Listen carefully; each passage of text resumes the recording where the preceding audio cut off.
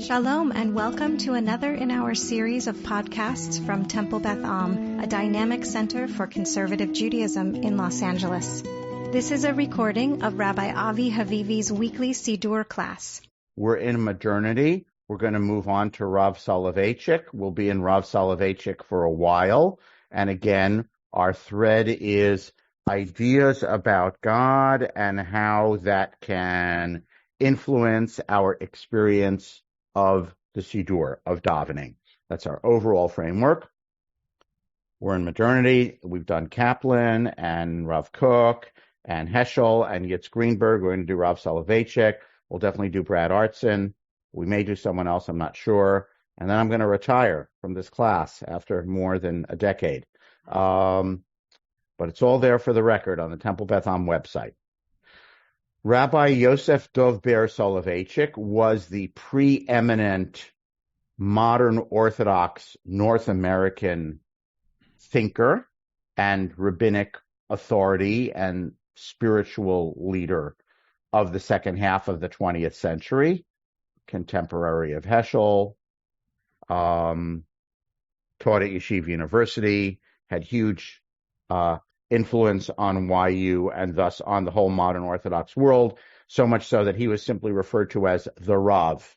By the way, there's still people who will say the Rav taught or the Rav said, and in an American context, that means Rav Soleveitchik. The Rebbe means the Lubavitcher Rebbe, right, who was spiritual authority for much of Haredi Judaism, but the Rav Soleveitchik, was the spiritual authority for modern Orthodox North American Judaism in the second half of the 20th century. He was a religious existentialist. He had a background in philosophy.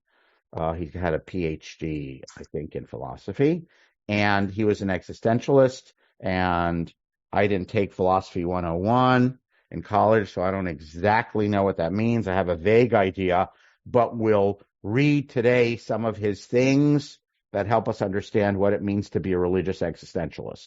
And I'm going to leave you hanging at the end of today. Even if we get through everything I want to get through, and I have a hard stop at 8:45, it's still going to leave you hanging, like you're going to be waiting for his next thought. But I'm going to try to finish a thought today. Okay? That's where we're at. Let me see if the screen share thing is ready to share. There it is. And we are only going to read what I've done is, rather than just give you a couple of pages here and there. Sorry, don't look, you'll get dizzy. Rather than just give you a couple of pages here and there of the excerpts we're going to do, I've actually given you the whole section of which we're going to just do excerpts. So for anyone who's more interested in reading this, there will be a full section that'll be posted at the website with today's class, and you can read it at your leisure slowly because it's very dense. Okay. And I'm not going to, this is from a book, which is Essays by Rav Soleveitchik about prayer. Okay. And we're jumping in the middle of a chapter, and he is talking about Avodah Shebalev. I'm not going to go into how he gets this from Rabbinic Judaism, but basically the question is it a commandment in the Torah to pray or not? Is there a commandment to daven?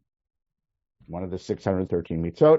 There is a machloket or disagreement between the medieval halachic authorities on this. But Rambam says it is, because we're commanded la'avod et Hashem b'chol avavcha, worship God with all your heart. From this we get a noun phrase, avodah shebalev, service of the heart. And Rambam defines this as prayer. Okay? And he's asking, what is the kavanah associated with prayer, which is a mitzvah, mean? I'm skipping.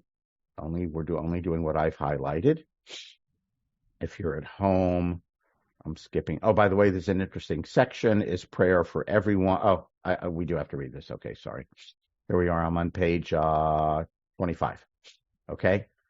through Avodah Shebalev. Now, first, by the way, before he goes off in his existential direction, he says some things which will be conceptually familiar to us, I think, from other things that we've read.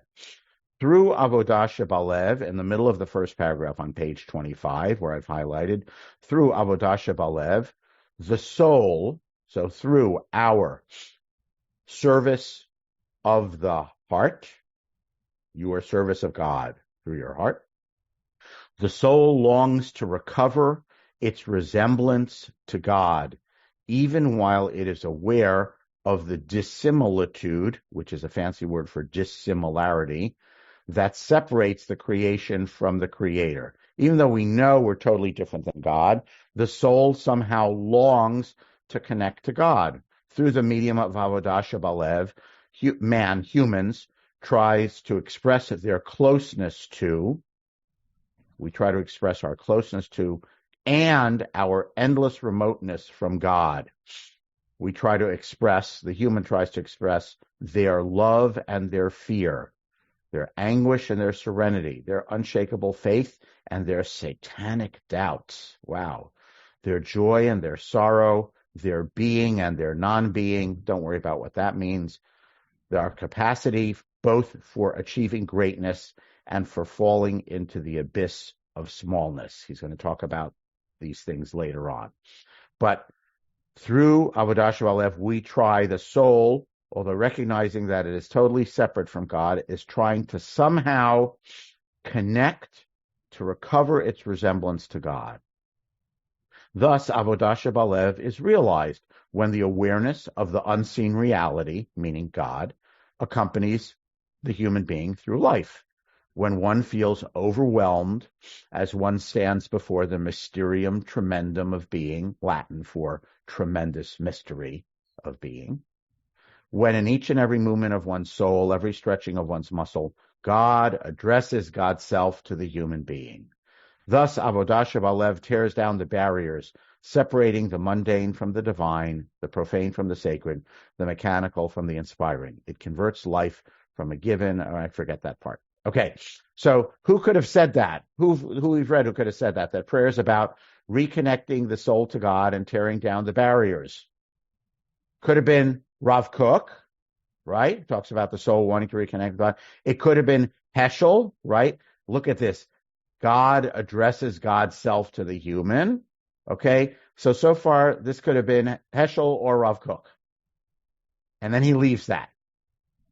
Okay, he talks about the structure of the Amidah. He's going to address the structure of Amidah, and he points out that Rambam says that the Amidah has 3 sections. We know this already from stuff we've learned several years ago, right? The first 3 prayers are praise, oh God, you are great.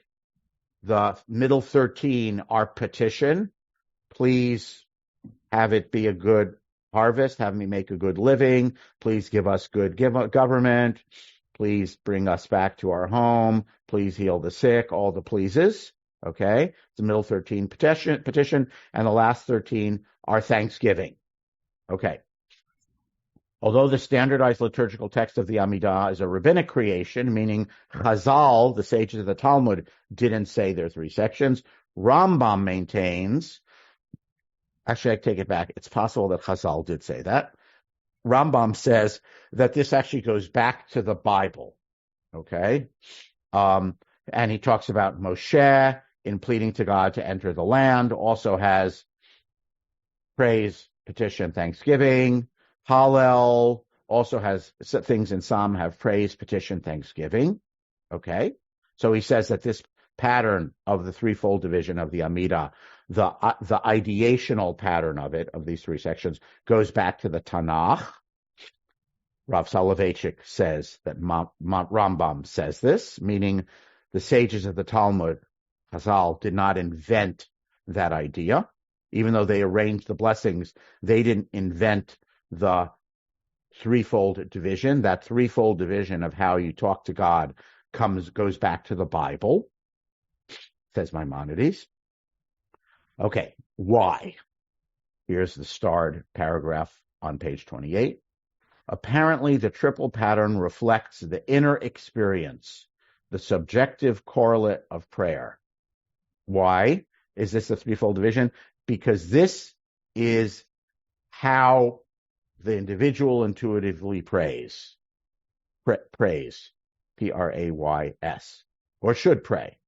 In light of this premise, I would suggest that the main concern of the halacha is this threefold motif within the total God experience, which is explicated in the physical act of praying. Okay, now he gets a little bit poetic.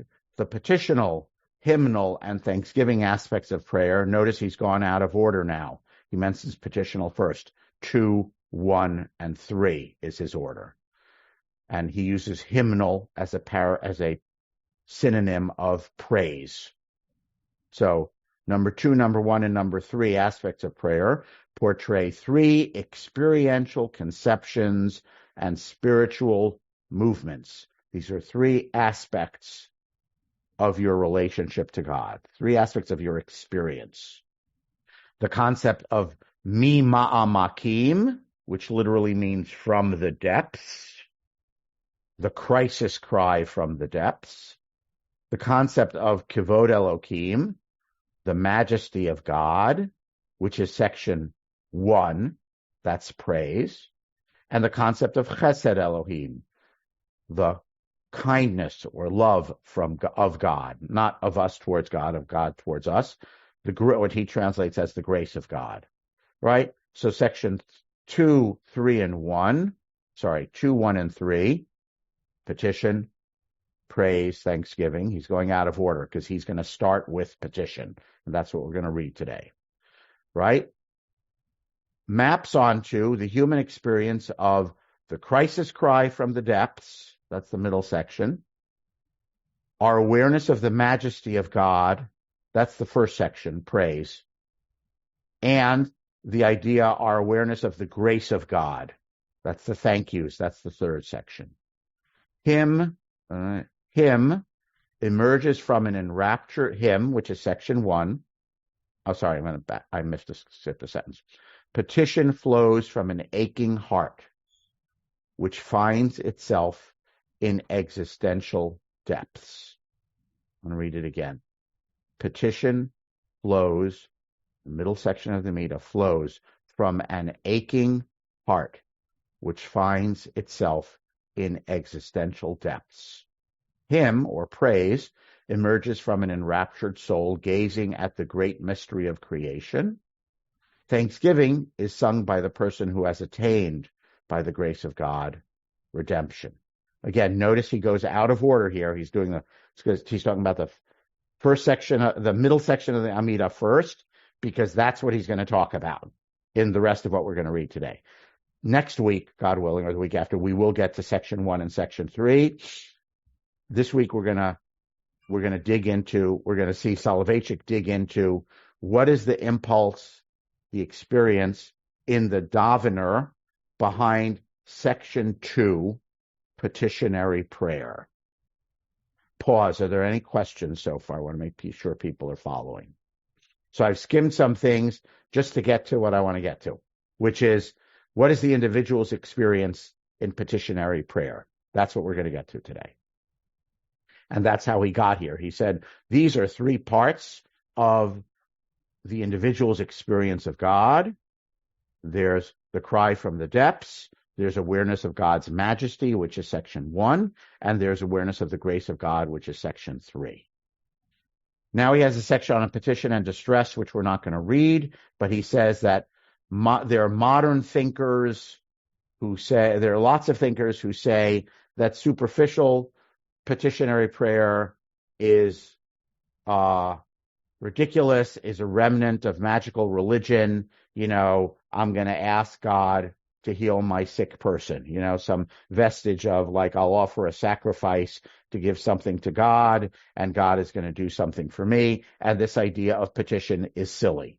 Therefore, we shouldn't do petition because it's a magical impulse. And he says, no. That critique is correct, but that's not why we do petition. All right. So,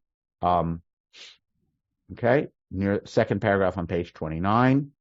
Tefillah, according to the halacha, is closely knit with the experience of tsara, or distress. Sadi, resh, hey. Same word as in plural. What's the plural in Hebrew? Tzarot. And how do we say that in common parlance?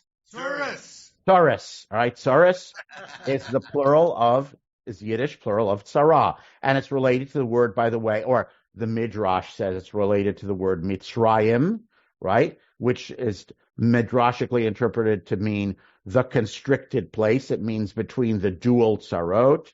So tzara, distress, loyal to the literal semantics, constriction. It means finding oneself in distressingly narrow straits.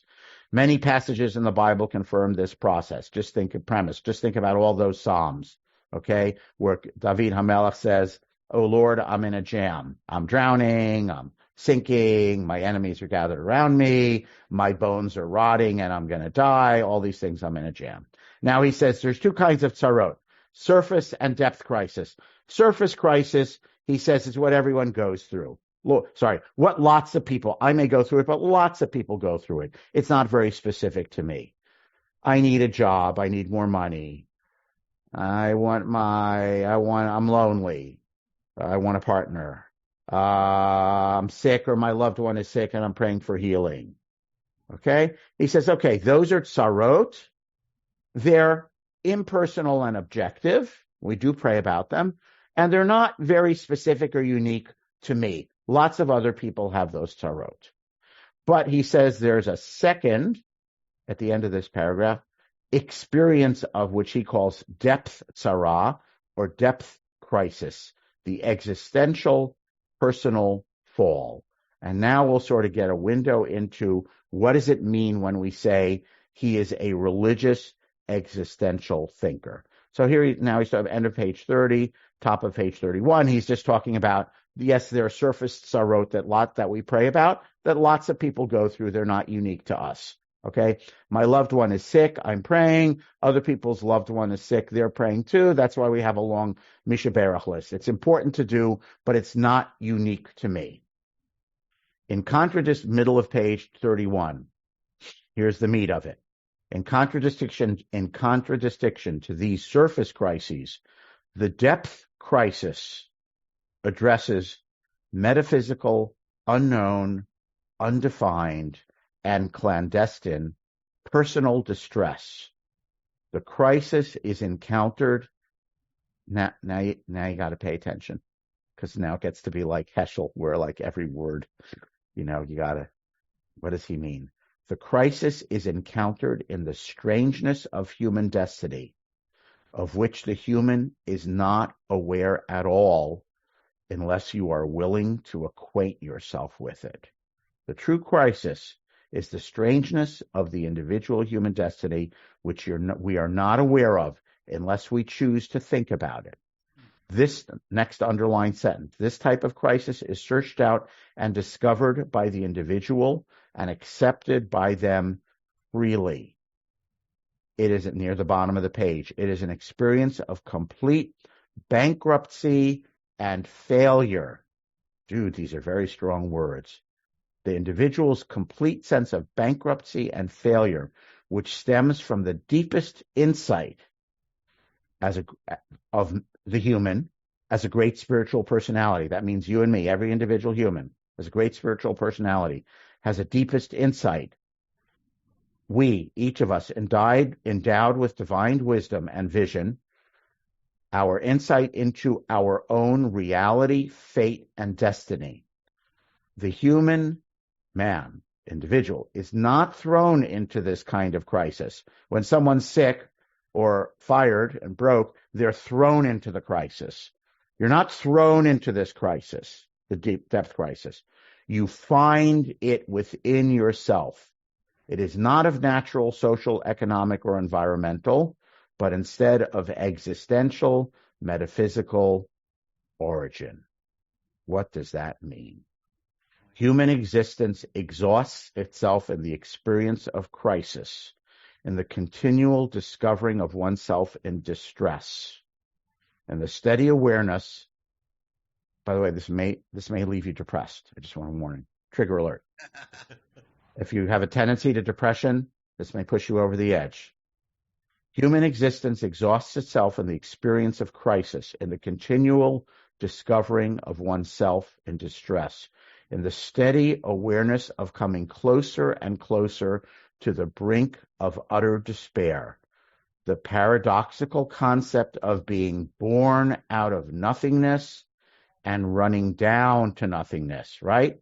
Echoing here, Pirkei Avot, be aware of three things, right? You come from a fetid drop, you're going into worm food in the earth, and da lifnei mi ata omed, and remember whom you're going to have to give an accounting to. Okay, I think that's the three things. This is part of the ontic consciousness of man. I think ontic is a fancy word for being. It's a part of your consciousness of your own individual being. The fact expressed in the words I am is an incomplete sentence. We must always qualify it by adding two words. I am in distress. Soloveichik is saying, if you look inside yourself, this is the fundamental condition of every human being. I am in distress. Judaism wants the individual to discover the tragic element of their existence, to place themselves voluntarily in distressing narrowness, that's the tzara, to explicate and bring to the fore the deep-seated crisis in their very existence. Surely, we have to fight against the extraneous surface crisis, right? You're supposed to promote healing and give people jobs and help people live with higher dignity. Surely, Judaism says, yeah, we fight against the surface crisis. But he says that, although indeed, I'm going to second sentence in the next paragraph on page 32, bottom paragraph on page 32, last paragraph, second sentence. Indeed, one must combat evil and the forces that produce the external crisis. Yeah. You're supposed to go to doctors and pray for healing. Okay, Judaism handed down to man an optimistic philosophy of activism, charged humans with the task of improving the work of God, eliminating all destructive forces, and protecting oneself against disease and other natural catastrophes. Yes, he says. With respect to the inner crisis, however, which is rooted in depth experience, the human was told not only that they should not try to disengage themselves from their involvement in it. You were not instructed, don't get over your existential crisis, but on the contrary, that you should deepen it and accept it. For the very essence of your being awareness is an exercise in crisis. I don't understand what that last sentence means. Don't worry about it. Out of the depths in which the individual finds oneself, one calls upon God in seclusion and loneliness.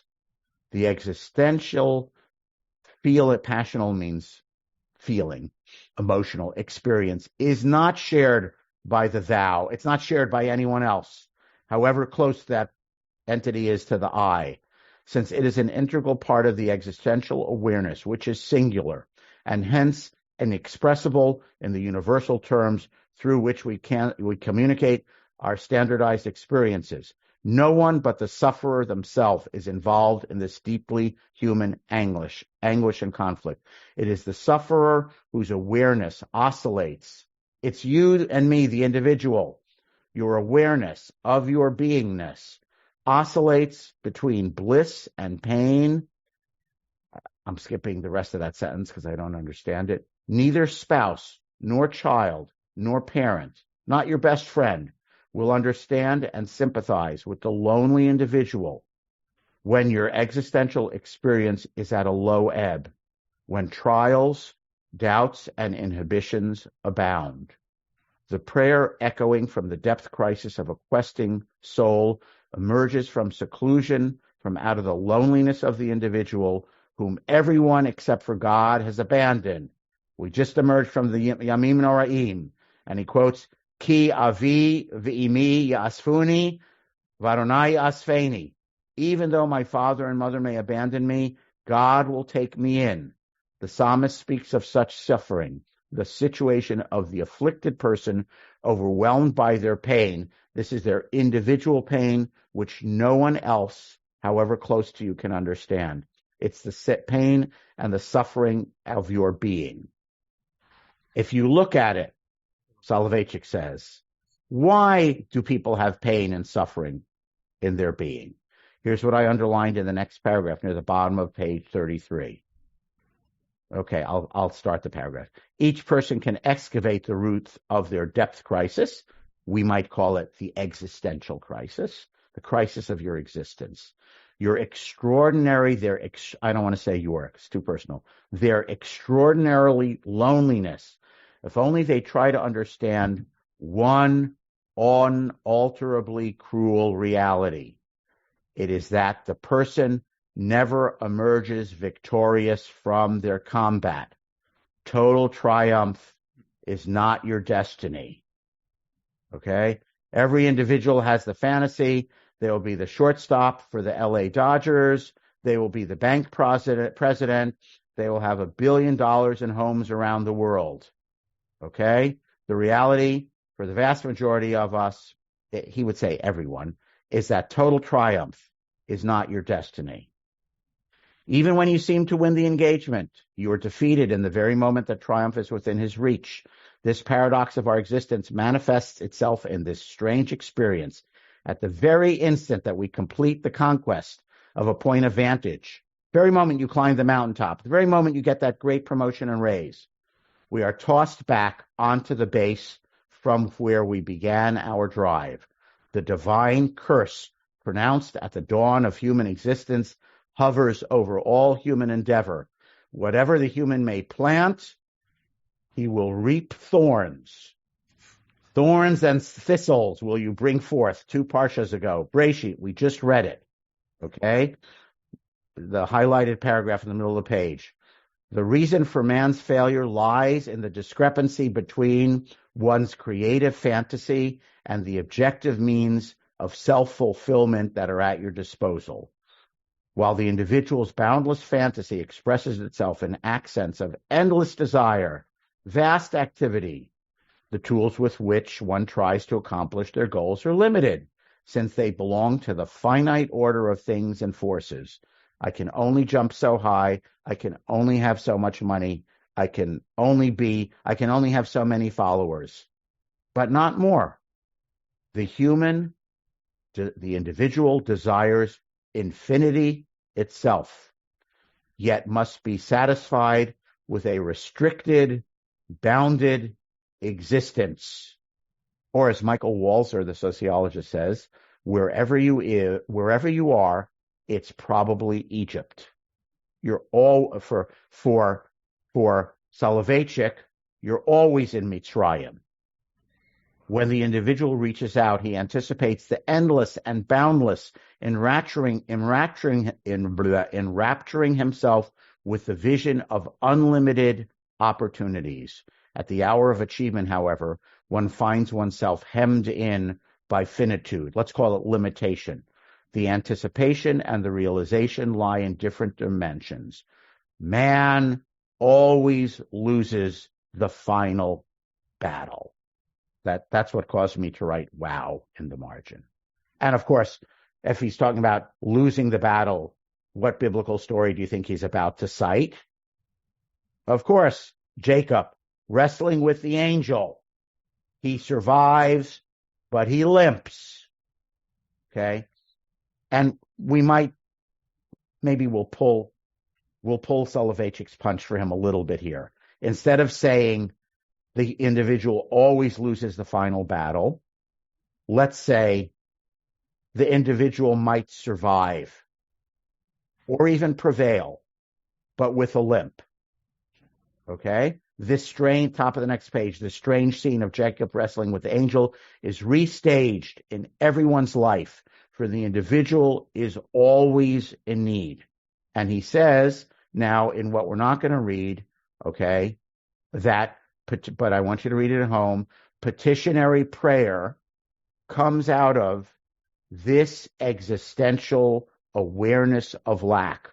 By the way, he's right, of course, that the individual always loses the final battle. What's the final battle, of course? What's the final loss? Death, right? So he's saying, no matter what, you thought we all have fantasies of what's going to be. He says, ultimately, it's going to be limited. We will prevail. We might prevail with a limp, but ultimately we're always defeated. And if you choose to be this is what he said earlier, if you choose to be a thoughtful and existentially aware individual, then you know this. He says, you could choose to not know this. This is voluntary. His religious existential thinking is, and he talks about the Psalms, David HaMelech. He's going to quote various Psalms where David says, I am a worm, I am a nothing, I am dying, I'm saving. And he's saying petitionary prayer, or I'm going to now pull it all together, so I got to stop. Petitionary prayer, the middle section of the Amidah, in its depth, in its deepest sense, emerges from an awareness of finitude. Okay? And the awareness of finitude, which we are aware of in all our individual and loneliness. No one can really share this with you, not even your closest loved one. Therefore, of course, he's going to say in a couple of weeks, who can you share it with? God. Only God. Okay? Because no one else understands the depths of your solitude, loneliness, and need. No one else understands your Jacob experience of limping away from the battle. No one can understand that because that's your unique experience. Okay? And he says, I want to do one sentence. Now, somehow, near the bottom of page 35, somehow every human, and we'll leave you with this depressing thought, this depressing existential thought. Somehow every human being, great or small, however successful and outstanding, loses every day afresh their equilibrium of their being, which we all try steadily to recover. We feel the paradox involved in an existence which has been imposed on us in an unexplained way and which finally betrays and deserts him in the same absurd manner. Quoting Pirkei Avot, against your will you were born, against your will do you live, and against your will do you die. You didn't choose this, you didn't choose to be here, and you don't choose to die. You're essentially helpless before all those three factoids. That's the reality of human existence. That is what he refers to as the existential depth crisis. He says the spiritually, philosophically, emotionally thoughtful person is honest about that and doesn't run from it. You pray for your sickness to be healed. You don't pray for your existential condition to be healed. He says, he'll go on to say, I think we'll read it next week, that in your petitionary prayer, all you're trying to do is not be alone in that existential crisis because you share it with God. You join with God. That's the only comfort of I'm not alone in my fundamental sense of imperfection, failure, limping, helplessness, and need. I have a companion. That's what we'll get to next week. You have been listening to another in our series of podcasts from Temple Beth Am, a dynamic center for conservative Judaism in Los Angeles. If you enjoy these podcasts, we invite you to write a review on the Apple Podcast site or wherever you get your podcasts. For more information about Temple Beth Am Los Angeles, go to tbala.org.